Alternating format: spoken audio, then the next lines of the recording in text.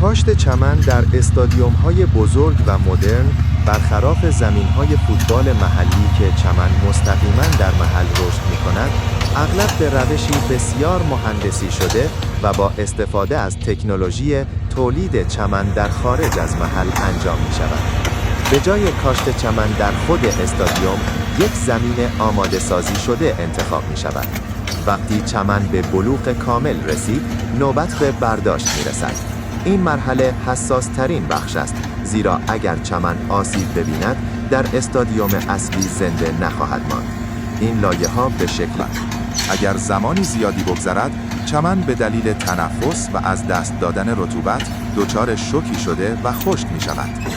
جرثه‌خیل‌های مخصوص، چرخ‌دنده‌های تخت یا خودروهای حمله‌بار با کف‌های تسطیح شده استفاده می شود تا لایه‌های چمنی در مسیر جابجایی کج یا شکسته نشوند.